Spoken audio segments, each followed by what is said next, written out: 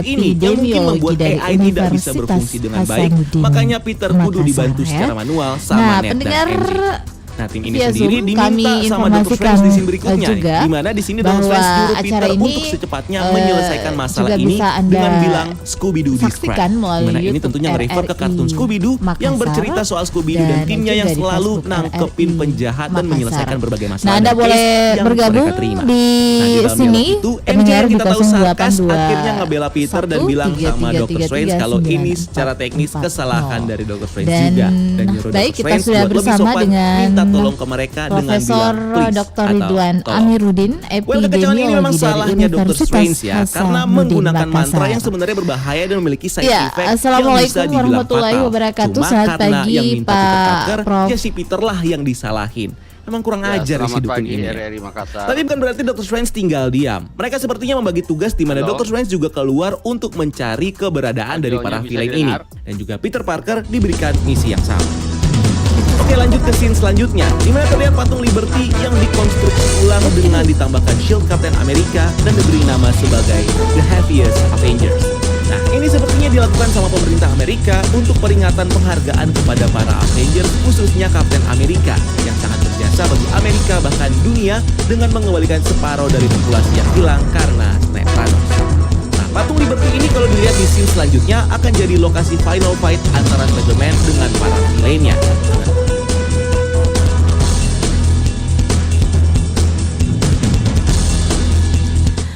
Iya, kita sudah tersambung dengan Profesor Dr. Ridwan Amirudin. Selamat pagi, Assalamualaikum warahmatullahi wabarakatuh. Selamat pagi, Waalaikumsalam.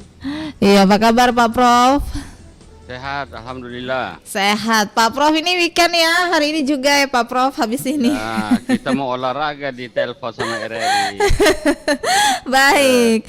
Nah, Pak Prof, ini pastinya kita harus juga menyiapkan waktu untuk berolahraga. Waspada Omikron nih Pak Prof, sudah terdeteksi di Indonesia ini ditemukan di Wisma Atlet ya, varian Omikron ini di Indonesia. Nah, ini bagaimana di Sulawesi Selatan untuk mewaspadai dan tentunya menghalangi varian ini masuk di Sulawesi Selatan. Ini seperti apa pandangan epidemiologi Pak Prof? Ya, jadi menghalanginya mungkin 100% itu tidak bisa kita bendung total, tetapi paling tidak ada upaya-upaya yang dilakukan untuk mengontrol penularannya. Upayanya misalnya dengan pengetatan pada pintu masuk di bandara, kemudian di pelabuhan atau di pelintasan darat, kemudian membatasi pergerakan penduduk atau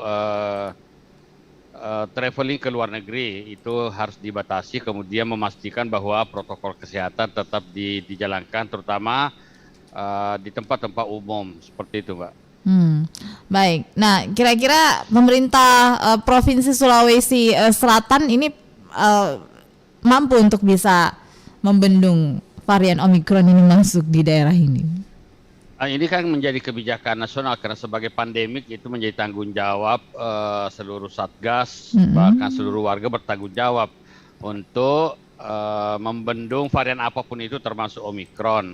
Dan kita telah belajar dari Delta, yang meskipun daya tularnya dianggap Omikron 6 kali lipat dibanding Delta, paling tidak ada pembelajaran yang telah kita dapatkan dari Delta.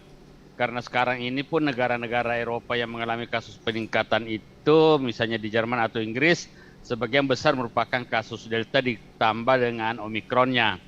Nah, jadi kalau di Indonesia kan Deltanya sudah lewat di gelombang akhir, gelombang kedua.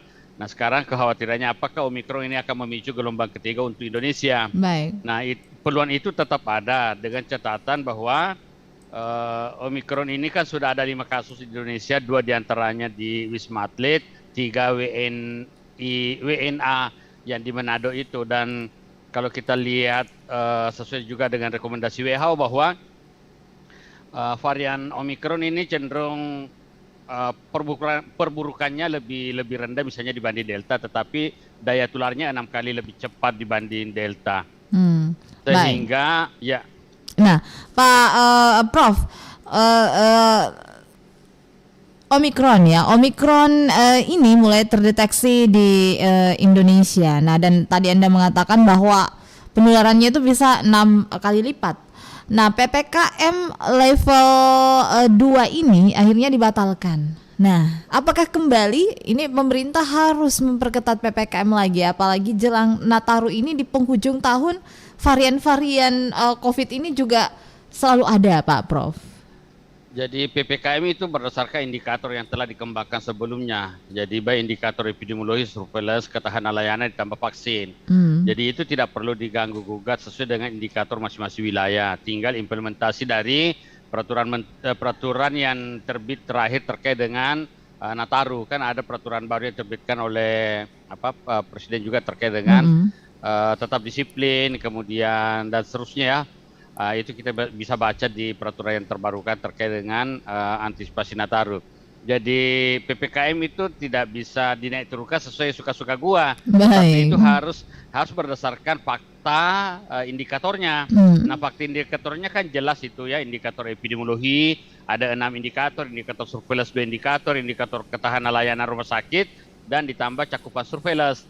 Jadi indikator itu tetap berjalan natural ditambah dengan keputusan terbaru.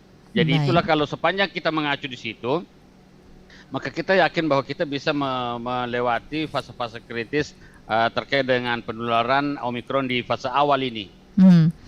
Tapi kira-kira haruskah pemerintah untuk membendung gelombang ketiga COVID ini dengan varian Omikron ini sudah harus menetapkan PPKM lagi, Pak Prof, seperti itu? PPKM itu dievaluasi setiap 2 minggu. Jadi kalau terjadi peningkatan kasus secara tajam dalam 2 pekan terakhir, maka itu PPKM-nya secara otomatis akan berubah menjadi lebih ketat. Mungkin menjadi PPKM 3 atau 4. Dan PPKM 4 itu artinya kondisi sangat darurat betul, di mana kepatuhan kasusnya sangat tinggi, kematiannya sangat tinggi, tingkat pengguna rumah sakit juga sangat tinggi. Dan itu memang yang sangat dikhawatirkan sekarang, karena Omikron dengan daya tular yang sangat tinggi ini bisa terjadi peningkatan jumlah kasus di layanan rumah sakit, sehingga kasus peristiwa di bulan Juli, Agustus dengan kasus bor rumah sakit sampai 85% itu bisa saja terjadi kalau sekiranya kita semua abai di protokol kesehatan, tidak melakukan upaya-upaya penangkalan di pintu-pintu masuk, tidak melakukan tracing. Maka dengan leluasa Omikron akan berkembang biak dengan cepat gitu, Mbak.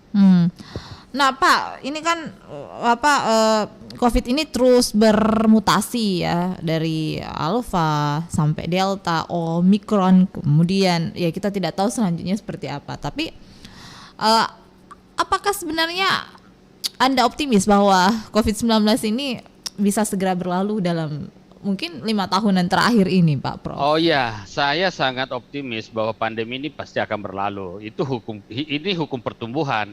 Setiap pertumbuhan ada fase awal dan pasti ada berakhir. Hanya berakhirnya bisa cepat atau lambat sangat ditentukan oleh tekanan yang diberikan kepada pertumbuhan virusnya, kepada imunitas populasinya, terhadap dukungan lingkungannya. Jadi ada 3 aspek yang harus dilakukan untuk mempercepat pengendalian pandeminya. Yang pertama, kendalikan terjadinya varian baru dengan cara peningkatan cakupan vaksinasinya, sehingga tidak terjadi varian baru di tingkat lokal. Yang kedua adalah perbaiki imunitas populasi atau di protokol kesehatannya, dan yang ketiga adalah dukungan lingkungan. Dukungan lingkungan ini maksudnya adalah Anda berada di manapun di tempat kerja Anda, ada supporting environment bahwa Anda harus tetap disiplin pada protokol kesehatan. Itu poinnya, Pak. Baik. Saya ke pendengar Pak Prof yang ingin bergabung di pagi hari ini ya, di 0282133339440. Selamat pagi. Assalamualaikum warahmatullahi wabarakatuh.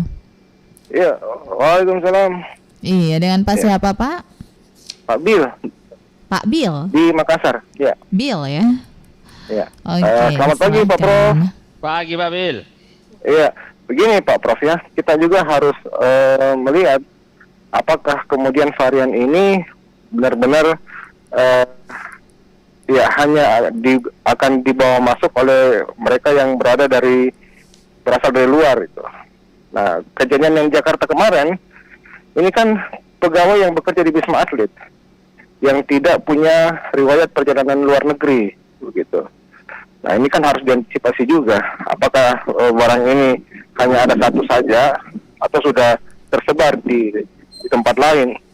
Ya, apakah bisa dipastikan kalau orang yang sudah menjalani karantina ini selama 10 hari sesuai dengan kebijakan pemerintah itu sama sekali tidak akan membawa penyakit tersebut, tidak akan mengkontaminasi lagi begitu setelah menjalani karantina. Jadi semua harus dipastikan. Saya pikir tracing memang harus lebih digiatkan lagi, pengawasan harus diperketat lagi, bukan hanya lewat pelabuhan udara saja, ataupun juga lewat pelabuhan laut di Batam sana, ya. Tetapi juga jalan-jalan tikus ini kan perlu diperhatikan, ya. Kapal-kapal barang yang datang dari luar ini kan, kapal kontainer, kapal kargo, ya, kapal-kapal perdagangan internasional yang berapa di pelabuhan-pelabuhan ini kan perlu juga kan dilakukan tracing secara ketat, jangan sampai kemudian mereka datang membawa penyakit. Apalagi kan kita tahu bahwa banyak pelaut-pelaut Indonesia kan berasal dari melaut sampai ke Afrika di sana yang merupakan asal dari virus ini. Nah, saya pikir memang harus ketat begitu. Jangan sampai kemudian pemerintah Indonesia kebobolan lagi ketika sama seperti ketika virus Delta masuk itu. Ya, saya rasa itu Prof juga pemerintah Provinsi Selatan juga harus antisipatif. Karena kan di sini sudah melayani penerbangan internasional dari Singapura, dari Malaysia kalau nggak salah. Saya pikir memang harus ada tracing yang ketat dan juga bagaimana untuk mengawasi melihat orang-orang yang datang dari luar negeri. Saya pikir begitu Pak Prof. Baik, terima kasih Pak Bill ya. Pak Bill di Makassar ya. Silahkan Pak Prof. Ya, makasih Pak Bill. Betul apa yang dipaparkan oleh Pak Bill terkait dengan kekhawatiran kita. Yang pertama adalah varian baru ini, hampir semua varian baru itu lahir dari Afrika. Tentu pertanyaan mengapa Afrika menjadi selalu tempat lahirnya varian-varian baru. Yang pertama adalah 60-70% populasi Afrika itu mengidap HIV. Dan Omikron ini lahir dari seorang penderita HIV yang terpapar COVID yang tidak ditangani dengan baik, sehingga terjadi mutasi Omikron. Jadi itu salah satu alasan yang pertama. Yang kedua itu berarti bahwa kita harus juga tetap mengontrol pertumbuhan penyakit-penyakit infeksi yang lain. Kemudian apakah memungkinkan terjadi penularan dalam negeri? Terjadinya mutasi dalam negeri, mutasi maksud saya, itu bisa saja terjadi apabila yang pertama adalah cakupan vaksin kita sangat rendah misalnya. Salah satu penyebab mengapa Afrika terjadi mutasinya tinggi itu adalah cakupan vaksinnya masih 24% seperti itu. Jadi masih sangat rendah. Kemudian kita sudah sampai untuk dosis 1 70%, dosis 2-nya sudah di 50%. Itu angka yang sudah cukup baik dan kita berharap mencapai target yang lebih tinggi pada akhir bulan ini. Kemudian karantina 10 hari. Jadi seseorang yang telah dikarantina 10 hari itu kan akan keluar setelah dinyatakan dia terkonfirmasi negatif. Jadi sepanjang dia masih positif maka dia harus terus melanjutkan karantinanya. Jadi setelah seseorang dinyatakan sudah negatif maka dia boleh keluar di Wisma Atlet dan itu sudah dianggap tidak menularkan lagi seperti itu.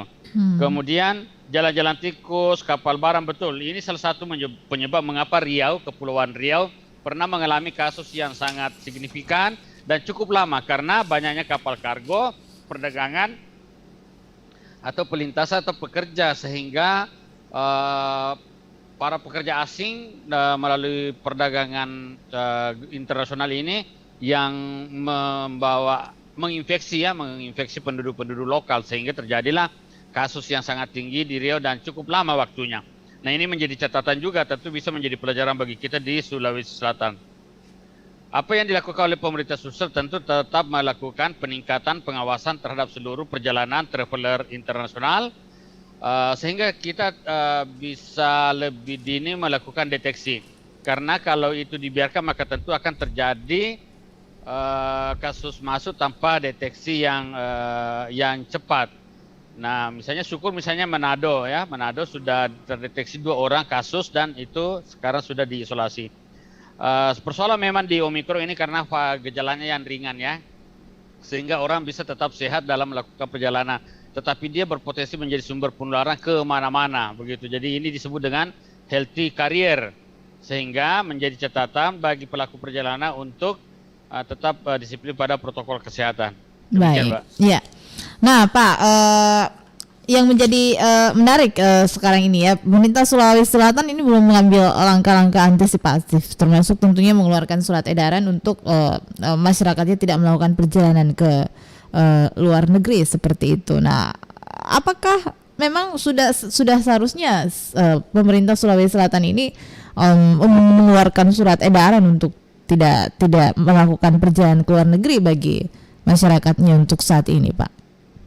Salah satu bentuk intervensi secara terstruktur dengan edaran seperti itu. Jadi memang ada baiknya dibuatkan semacam surat keputusan atau surat edaran seperti itu sehingga menjadi mengikat kepada seluruh warga, terutama warga Sulsel untuk betul-betul membatasi diri pada Nataru ini, karena kan potensi ledakannya itu di Nataru. Mengapa? Karena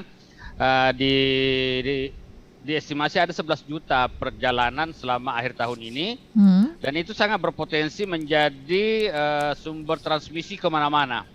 Sehingga pemerintah menganjurkan supaya membatasi perjalanan pada akhir tahun ini. Kalau masih bisa ditunda, kalau bisa dengan daring, maka melalui daring saja seperti itu. Baik, nah ini varian Omikron ini, apakah varian Omikron ini nanti lagi akan bermutasi seperti itu, Pak Prof, sehingga ya menjadi ancaman lagi bagi masyarakat ini? Ya, jadi mutasi ini kan berjalan terus, Mbak, mulai dari alfa, beta, gamma, delta, epsilon, zeta. Sekarang Omikron sudah alfabet ke-15 dari Yunani. Dan itu akan bertambah terus. Mengapa bertambah terus? Itu terkait dengan tekanan yang diberikan kepada pandemik COVID-19, tetapi catatannya adalah mutasi itu cenderung semakin melemah di satu sisi, di sisi yang lain imunitas populasi semakin membaik. Jadi meskipun terjadi mutasi, imunitas warga itu semakin membaik karena ada vaksinnya semakin membaik, kemudian menjadi penyintas atau OTG yang secara natural terbentuk imunitasnya sehingga semakin membaik, semakin mampu melawan COVID-19 ini. Baik, belajar dari COVID-19 yang terjadi beberapa bulan yang lalu, di mana Sulsel juga ini kasusnya cukup melonjak ya, dan akhirnya melandai, bahkan ini sempat dalam sehari sudah 0 kasus seperti itu. Nah, apakah bisa dikatakan bahwa imunitas masyarakat khususnya Kota Makassar ya, atau Sulawesi Selatan umumnya ini sudah cukup baik, sudah kuat seperti itu, Pak Prof? Ya, dengan cakupan vaksinasi yang semakin membaik, di misalnya dosis 1 di 60%, dosis 2 di hampir 50%, tentu imunitasnya akan semakin baik, ditambah dengan penyintas, ditambah OTG, ditambah kesadaran masif seluruh warga semakin membaik terhadap protokol kesehatan, ditambah dukungan institusi juga yang semakin membaik terhadap upaya-upaya praktek baik dalam pengendalian pandemi. Tentu kita berharap bahwa Omikron ini tidak memiliki peluang yang besar untuk menular dengan cepat ya. Menimbulkan tsunami ya, gitu ya. Yang memang menjadi kekhawatiran karena per hari ini atau kemarin misalnya sudah di angka 70 negara terkonfirmasi Omikron. Baik.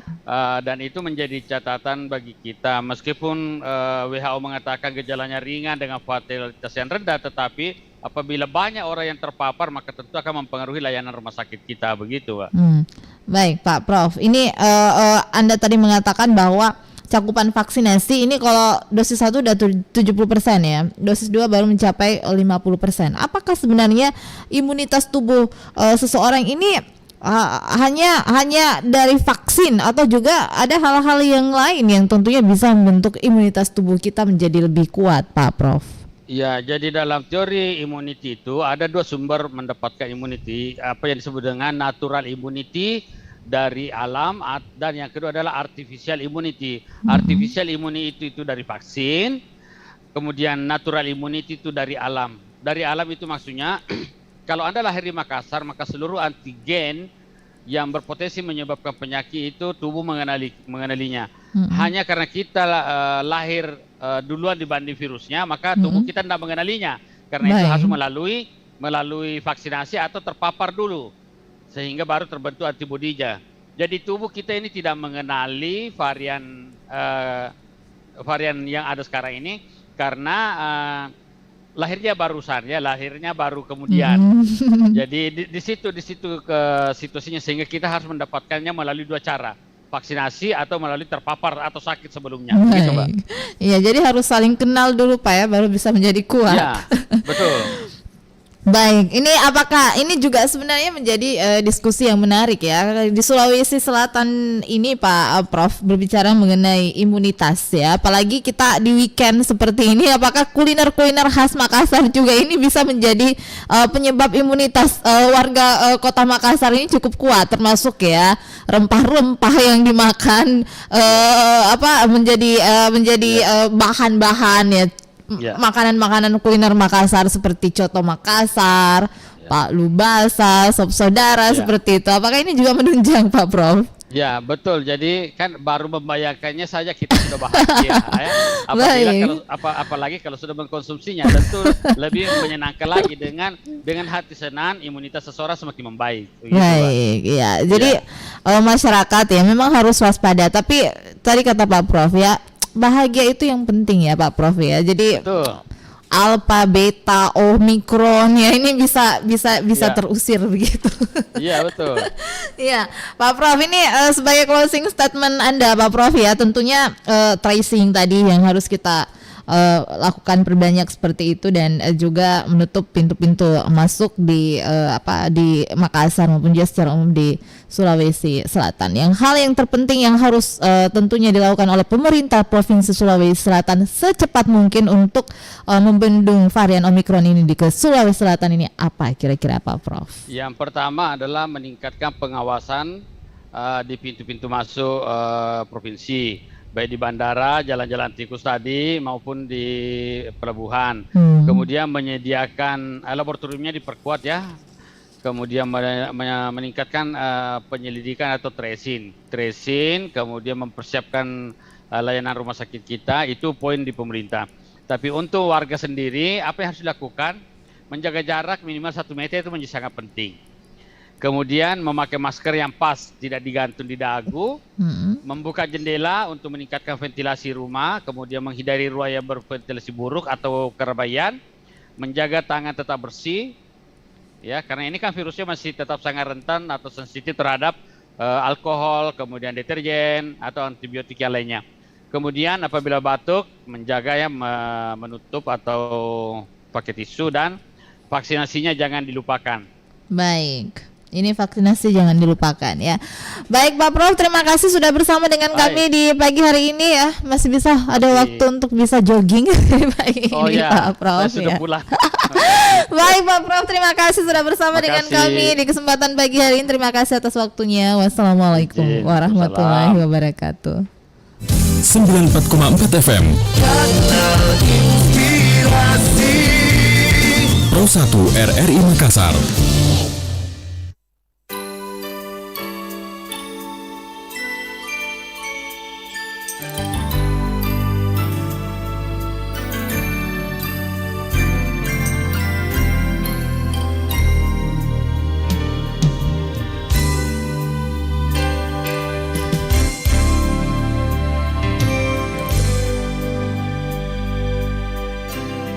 Merah mentari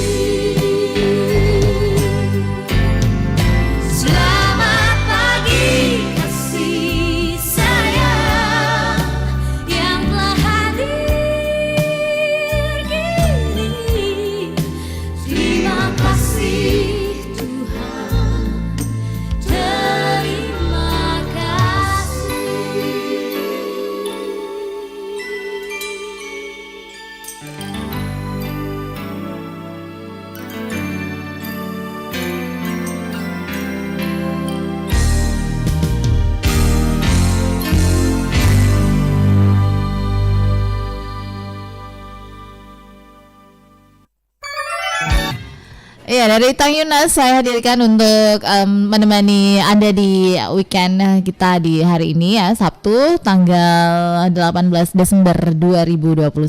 Klak klik kluk ya judul lagunya. Dan pendengar berbicara mengenai varian Omicron ini ya. Nah, varian Omicron ini tadi kata Pak Prof memang berasal dari Afrika ya. Nah, Afrika ini salah satu negara yang tentunya memang kita banyak mendengar ya berbagai varian dari COVID-19 muncul bermula dari Afrika ya. Karena memang untuk capaian vaksinasi di Afrika ini baru mencapai 24% ya. Jadi memang vaksinasi ini harus lebih kita tingkatkan untuk membentuk kekebalan komunal ya. Baik, saya sudah bersama dengan PLT Kepala Dinas Kesehatan Provinsi Sulawesi Selatan, Bapak Dr.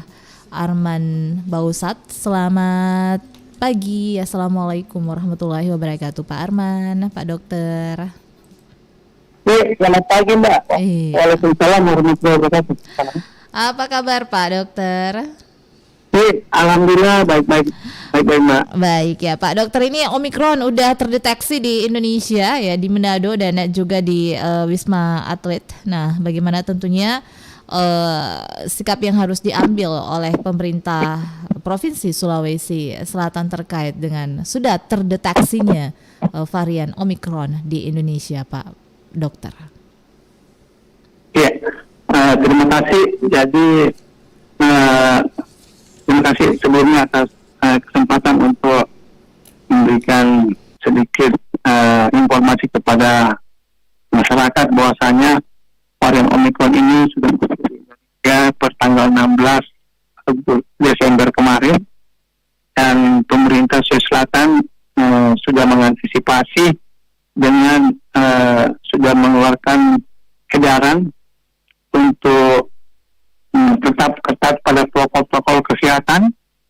Kemudian kami juga membuat edaran untuk melakukan random sampling pada tanggal 19 sampai 23 Desember ini pada pintu masuk Bandara Sultan Hasanuddin, di mana akan dilakukan pemeriksaan rapid antigen 100 sampel per hari untuk kita random. Untuk nanti pada waktu Nataru tanggal 24 kita mungkin akan membuat kebijakan baru dalam variasi PPKM level. Baik. Nah, ini tadi Anda mengatakan PPKM nanti apakah akan diberlakukan lagi di Sulawesi Selatan, Pak Prof, di jelang Nataru 24 Desember nanti? Jadi PPKM ini kan belum pernah dihentikan. Sekarang Sulawesi Selatan untuk periode tanggal 7 Desember sampai tanggal 23 Desember kita masuk dalam PPKM level 2, di mana pada PPKM level 2 Sulawesi Selatan itu masih ada 2 kabupaten yang level 1 hijau, masih ada sekitar 10 kabupaten yang masih tetap di level 2, dan ada beberapa kabupaten 3. Tapi keseluruhan selesai masuk pada PPKM level 2. Untuk Nataru tanggal 24 sampai 2 Desember sesuai arahan pemerintah pusat bahwasanya akan ada PPKM modifikasi PPKM level 3, di mana fokusnya adalah pembatasan kegiatan masyarakat dengan tetap mempertimbangkan ekonomi tetap berjalan. Baik, namanya PPKM modifikasi ya Pak ya? Modifikasi, ya. Baik. Ya. Nah, PPKM ini masih terus dievaluasi dengan masuknya Omicron di Indonesia. Cuma harus kita ketahui dari data dasar informasi dari WHO dan evaluasi secara klinis oleh Kemenkes, varian Omicron ini kan sudah masuk ke hampir lebih 88 negara di dunia. Di mana dari evaluasi data tersebut, baik oleh WHO maupun dari evaluasi yang dikeluarkan oleh Kemenkes pada saat rakor dengan Menteri Kesehatan, memperlihatkan bahwa memang varian Omicron ini daya tularnya atau virulensinya yang cukup besar. Namun berita baiknya adalah varian Omicron ini untuk saat ini memperlihatkan angka morbiditas dan mortalitas yang masih rendah. Artinya apa?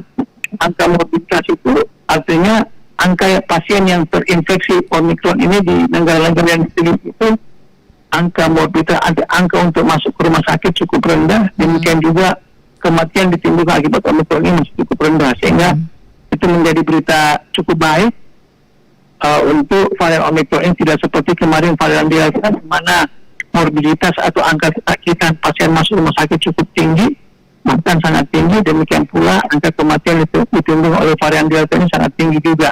Baik. Tidak sama seperti varian Omikron ini saat ini.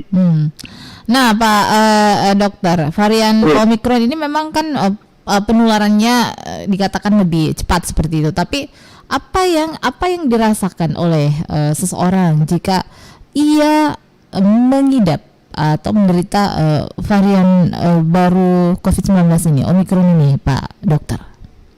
Ya, jadi seperti varian-varian lainnya, bahwasanya gejala ini kan bervariasi. Tapi ada gejala umumnya di saluran pernafasan, walaupun juga ada kombinasi-kombinasi ke organ-organ tubuh yang lain.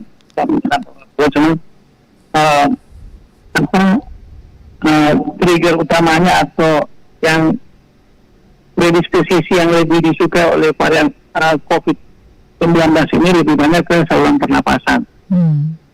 Dengan gejala yang bervariasi, mulai dari yang sangat ringan, yang akut, ataupun yang sampai gejala yang paling berat seperti sesak nafas dan menimbulkan kematian. Baik. Nah, dilihat dari vaksinasi yang saat ini berjalan ya di Sulawesi Selatan di penghujung tahun 2021 ini, sudah berapa besar dari target yang tentunya ditetapkan oleh pemerintah Provinsi Sulawesi Selatan vaksinasi saat ini, Pak Dokter? Ya, jadi gini Mbak, sekarang ini kita diperintah oleh Bapak Presiden untuk mengejar target 70% akhir tahun dosis 1 dan 60% akhir tahun dosis 1 lansia. Nah, kami saat ini betul-betul sangat berlomba untuk mengejar target tersebut, di mana sekarang ini sinergi antara pemerintah daerah, TNI dan Polri sangat berjalan baik. Ini terbukti dari peningkatan yang sangat progresif dari cakupan vaksinasi kita. Kita bisa lihat dari satu bulan lalu ya, sekitar 5 minggu lalu, cakupan vaksinasi kita itu masih di angka sekitar 40%. Ya, di mana kita mulai vaksinasi dari tanggal 14 Januari 2021 sampai tanggal 2 November 2021. Itu cakupan vaksinasi kita pada waktu itu rata-rata selesai cuma 40%.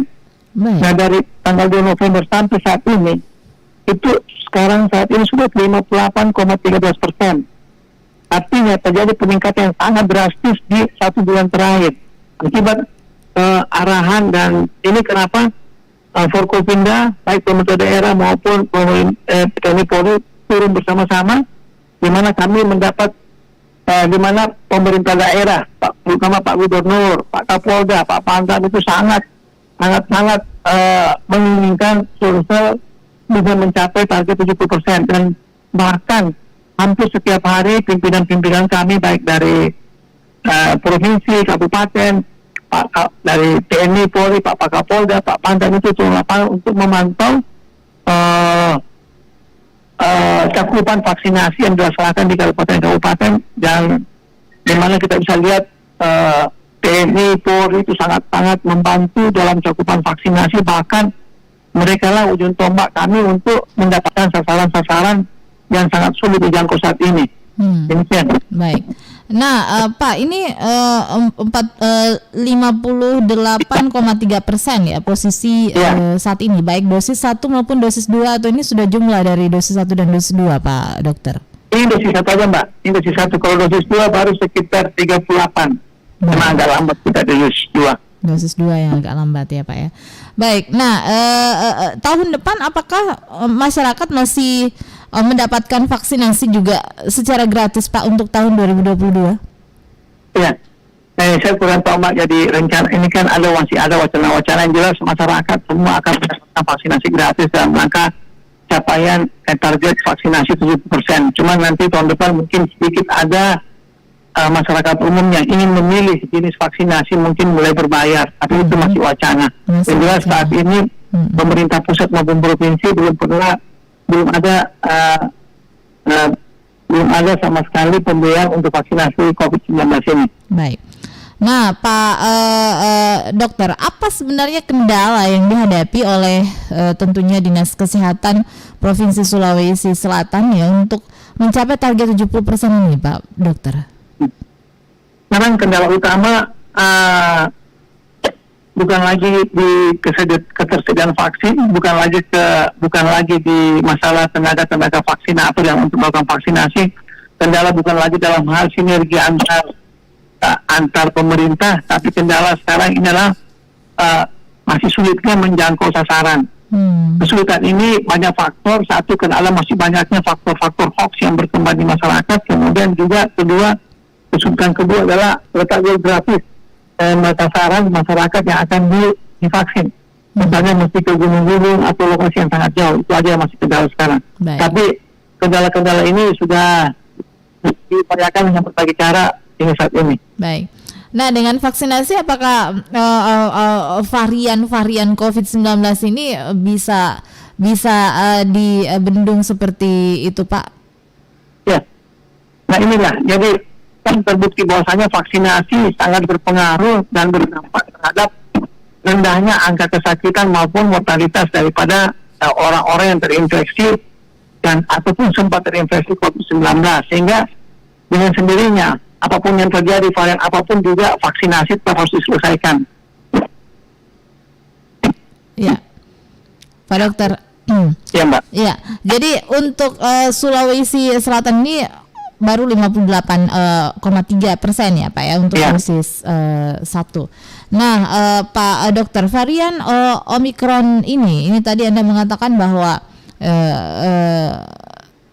varian ini memang penularannya cukup cepat, tapi ada kabar baik bahwa dia tidak angka kematian ini rendah, dan juga mereka yang terpapar penyakit ini juga sedikit yang dibawa ke rumah sakit seperti itu.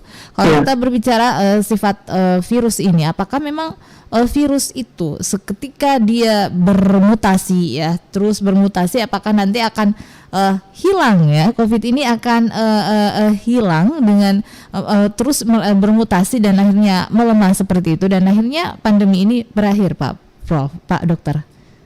Ya, terima kasih. Jadi virus ini sudah diteliti dan sudah diumumkan oleh banyak pihak kalangan maupun dari WHO bahwasanya virus ini tidak akan pernah hilang. Tidak akan pernah hilang dari permukaan bumi yang satu. Tapi yang jelas dengan melakukan imunisasi, vaksinasi kan kekebalan kita akan makin meningkat terhadap virus ini, sehingga ke depan nantinya ya diharapkan daya virulensi atau daya turun daripada virus ini makin rendah, makin lemah akibat kemampuan tubuh kita untuk menolak virus ini masuk dalam tubuh. Baik. Nah, Pak Dokter, kasus COVID-19 juga di Sulawesi Selatan ini kan kita sudah jarang terdengar kasus-kasusnya, bahkan dalam satu hari ini bisa tidak ada ditemukan kasus COVID-19 lagi. Berarti ini adalah sebuah kesuksesan juga dari Dinas Kesehatan Sulawesi Selatan membendung menangani COVID-19 ini, Pak Dokter. Nah, kira-kira Pak Dokter ya, apakah Sulawesi Selatan ini ya mungkin tahun depan ini bisa keluar dari pandemi ini dan berstatus menjadi Sulsel endemik, Pak Dokter? Iya. Terima kasih, Mbak. Tadi memang dalam 2 bulan terakhir ini dari 3 bulan terakhir, Oktober, November, Desember itu tren kasus konfirmasi baru COVID-19 ini makin rendah. Dan 2 bulan terakhir ini kasus rata-rata kasus tidak pernah melebihi 10. Dan untuk 1 minggu terakhir ini kasus tidak pernah di atas 5. Jadi diharapkan yang demikian otomatis harapan kita kalau melihat berkembalinya COVID ini, ya mudah-mudahan ini dampak dari pemberian vaksinasi atau dampak dari meningkatnya kekebalan imunitas kita terhadap COVID ini, sehingga COVID ini sudah tinggal menjadi endemi biasa saja di Sulawesi Selatan. Tapi untuk menurunkan statusnya Sulsel dari pandemi menjadi endemik seperti itu, apalagi ini kan kasus COVID-19 ini sudah sangat-sangat melandai. Nah, ini apa indikator sehingga Sulsel bisa dikatakan sudah keluar dari pandemi, Pak Dokter? Ya, Jadi gini Mbak, jadi PPKM ini kan ada beberapa level ya, dari level 0 sampai level 5. Level 0 itu sama sekali kita sekarang posisi level 2. Nah, untuk apa tadi pertanyaannya? Saya lupa lagi. Ya, nah bagaimana indikatornya Ya, untuk kita ya. keluar dari pandemi ini menjadi endemik, Iya, Pak? jadi ini penentuan level PPKM ini saat ini Bukan tidak level hanya PPKM, berdasar- Pak, level pandemi, level endemik menuju Ya, endemik. oke. Sedangkan dulu yang level PPKM. Level PPKM ini kan indikatornya sekarang ada 2. Indikator epidemiologi itu status COVID yang ada sekarang, kemudian ditambah lagi indikator cakupan vaksinasi. Makanya Sulsel masih berada pada level 2 PPKM dulu, karena ada beberapa kabupaten yang masih cakupan vaksinasinya di bawah 70%. Baik. Dan kapan kita keluar dari pandemi itu nanti akan diumumkan oleh pemerintah, ya karena kan pengumuman level pandemi ini kan harus diumumkan secara pusat, otomatis tidak bisa melihat daerah ke daerah masing-masing. Itu yang kami ketahui sampai saat ini saja. Baik. Jadi bukan daerah yang memutuskan ya, Pak ya. Jadi pusat yang Iya. memutuskan begitu. Berarti cakupan dari kasus ini sudah melandai. Berarti vaksinasi aja yang belum tercapai seperti itu, Pak Iya. Dokter. Sampai kita Iya, Mbak. belum berstatus endemik ya. Baik. Iya, Mbak. Baik, Pak Dokter, surat edaran yang mestinya harus dikeluarkan, apakah sudah dikeluarkan ya ini dari pemerintah Provinsi Sulawesi Selatan untuk melarang masyarakat Sulsel menuju ke luar negeri? Apalagi jelang Nataru ini pastinya banyak masyarakat yang ingin melakukan perjalanan yang cukup jauh seperti itu, menikmati liburan, Pak Dokter. Apakah pemerintah provinsi ini juga seharusnya dan semestinya ini sudah mengeluarkan surat edaran melarang untuk bepergian ke luar negeri dengan varian Omikron ini yang sudah terdeteksi di Indonesia? Ya Mbak, jadi sudah ada himbauan dari Menteri Dalam Negeri warga negara Indonesia untuk berlibur ke luar negeri, dan ini himbauan ini juga sudah ditindaklanjuti oleh pemerintah provinsi untuk meminta pada warga Selatan untuk menunda dulu perjalanan ke luar negeri. Itu masih merupakan himbauan. Jadi, nah itu aja Mbak. Baik. Kemudian untuk PPKM level pada saat Natal nanti kami juga sudah siapkan mengikuti instruksi Menteri Dalam Negeri Mendagri untuk PPKM level pada saat Natal sudah kami siapkan sebelum. Berarti namanya PPKM apa, Pak? Jelang Nataru ini, PPKM modifikasi seperti itu atau PPKM level 2, 1 atau gimana nih? PPKM saya cek lain naskahnya ini ada sama tim kami. Saya belum sempat konfirmasi ulang. Baik, ya nanti kita konfirmasi kembali ke Pak Prof ya, nama Pak Dokter Ya. ini nama PPKM-nya apa gitu, modifikasi atau seperti apa ya. Baik, Pak Ya, Dokter, Mbak. mungkin ada himbauan kepada masyarakat mengenai varian Omikron ini ya untuk lebih waspada seperti itu, silakan Pak Dokter. Ya, terima kasih. Jadi adanya berita-berita masuknya varian Omicron di Sulawesi Selatan itu jangan membuat kita cemas. Secara data varian ini masih cukup dapat dikendalikan oleh di negara kita di Indonesia, dan dengan tetap yang perlu kita ingat selalu tetap pada tugas masyarakat adalah bagaimana menjalankan protokol kesehatan, dan tugas pemerintah adalah bagaimana melaksanakan tracing dan testing untuk mengendalikan pandemi COVID-19 ini, khususnya varian Omicron. Itu aja Mbak, jadi tetap menjaga protokol kesehatan. Dan jangan cemas dengan berita-berita yang masih simpang siur tentang Omicron ini. Baik Pak Dokter Arman Bausat PLT Kepala Dinas Kesehatan Sulawesi Selatan, terima kasih atas waktunya bersama dengan RRI di kesempatan pagi hari ini. Salam sehat, sukses selalu untuk Pak Dokter. Wassalamualaikum warahmatullahi wabarakatuh. Waalaikumsalam.